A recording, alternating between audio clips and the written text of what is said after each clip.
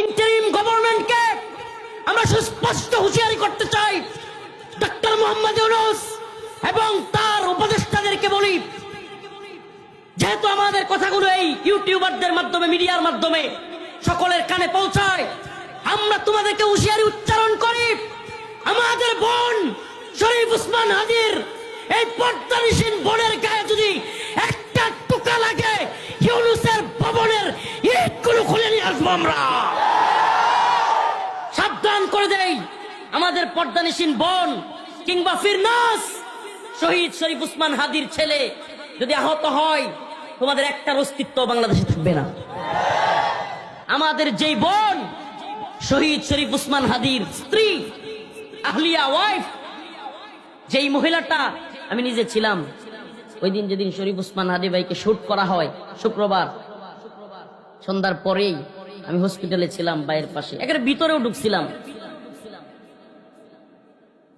এই শহীদ শরীফ ওসমান হাদি ভাইয়ের ভাই ভিতরে আসছে, ওনার আত্মীয় স্বজন আসছে, কিন্তু দেখেন শহীদ শরীফ ওসমান হাদির স্ত্রী কতটা পর্দানিসীন। সুবহানাল্লাহ, জেনারেল শিক্ষিত একটা যুবক, কিন্তু তার স্ত্রী এতটাই পর্দাশীল যে তার স্বামী ভিড়ের মধ্যে, বিশাল মানুষ, এখানে উনি আসেন নাই, দোয়া করেছেন ঘর থেকে, খবর রেখেছেন। আজকে সেই মহিলাটা, আজকে আমাদের সেই বোন, আজকের কথা শহীদ শরীফ ওসমান হাদি ভাইয়ের বিচারের বিলম্ব এত বেশি হচ্ছে। 5 বার তদন্ত পিছানো হয়েছে, 5 বার। ওই যে আপনারা সাগর রুনির নাম শুনছিলেন না, সাংবাদিক দম্পতি, সাগর রুনির বিচারের নামে 100 বার পিছানো হয়েছিল। আজকে আমাদের ভাই শহীদ শরীফ ওসমান হাদির বিচার 5 বার তদন্ত পিছানো হচ্ছে। আজকে না পেরে বাধ্য হয়ে সেই পর্দানিসীন মহিলা, আমাদের সেই বোন শহীদ শরীফ ওসমান হাদি ভাইয়ের স্ত্রী আজকে সামনে রাস্তায় আসতে বাধ্য হয়েছে। চিন্তা করেন একবার, এটা আমাদের জন্য লজ্জা, এটাই জাতির জন্য লজ্জার। যে ছেলেটা বলেছিল যে আমি জানি, আমি যে সত্য কথা বলছি, বড় বড় নেতাদের বিরুদ্ধে, প্রশাসনের বিরুদ্ধে, আমলাদের বিরুদ্ধে, ভারতীয় আধিপত্যবাদের বিরুদ্ধে যে বক্তব্য দিচ্ছি, আমি জানি হয়তো আমাকে এই কারণে শহীদ করে দেওয়া হবে, মেরে ফেলা হবে। আমি তো জানি যে আমি ছোট্ট একটা জীবন লিড করব, হয়তো অল্প বয়সে দুনিয়া ত্যাগ করব, কিন্তু আমার ইচ্ছা, আমার আকাঙ্ক্ষা যে আমাকে যদি মেরেও ফেলা হয়, অন্তত পক্ষে আমার বিচারটা যেন করা হয়। প্রিয় ভাইরা আমার, বন্ধুগণ আমার, হে যুব সমাজ, আজকে যেহেতু যুবকদের উদ্যোগে প্রোগ্রাম, আমরা তোমাদের কাছে জানতে চাই, ইন্টারিম গভর্নমেন্ট, দাসত্ব করা এই সরকার 2000 বা তার উপরে লাশের বিনিময়ে, আমাদের জেল জুলুমের বিনিময়ে, আমাদের আন্দোলনের বিনিময়ে, আমাদের রিমান্ডের নির্যাতনের বিনিময়ে যাদেরকে আমরা বসাইছিলাম, আজকে সেই সরকারের সময়ে আমাদের ভাইদেরকে হত্যা করা হচ্ছে এবং বিচারের নামে তামাশা করা হচ্ছে।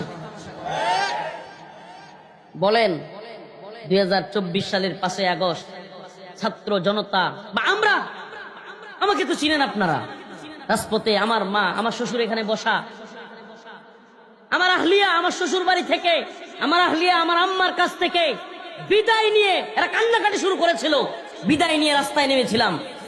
এমন অবস্থা ছিল যে ওই দিন রাস্তায় পাইলে ছাত্রলীগ যাকে তাকে গুলি করতেছে, কুপাইতেছে, পুলিশ গুলি করতেছে। এই অবস্থায় ঘর থেকে বিদায় নিয়ে বের হয়েছিলাম। মাঝে মাঝে চিন্তা করি যে এমন দিন দেখবার জন্য ঘর থেকে বের হয়েছিলাম যে আমাদের আন্দোলনের সাথীদেরকে, শহীদ শরীফ ওসমান হাদি ভাই একসাথে আন্দোলন করেছি ঢাকায়, একসাথে, আজকে সেই ভাইকে এইভাবে মেরে ফেলা হলো। আর আজকে এমন একটা পর্দানিসীন বোন, আজকে তাকে রাজপথে নামতে হচ্ছে। আমি মাঝে মাঝে আমার কথা চিন্তা করি, আমাদেরকে যদি শুট করে দেওয়া হয়, মেরে ফেলা হয়, আগামীকালকে না হয় আমাদের স্ত্রীদেরকে ওইভাবে আমাদের বিচার চাইতে গিয়ে রাজপথে নামতে হয়। এই দিন দেখবার জন্য আমরা হাসিনার বিরুদ্ধে আন্দোলন করি নাই, এই দিন দেখবার জন্য আবরার ফাহাদরা, আবু সাইদরা, মীর মুগ্ধরা জীবন দেয় নাই। প্রিয় ভাইরা আমার, ওই লোকগুলোর ব্যাপারে বলা হয়েছে, ওয়ালা তাকুলু লিমান ইউকতালু ফি সাবিলিল্লাহি আমওয়াত বাল আহইয়া ওয়ালাকিন লা তাশউরুন।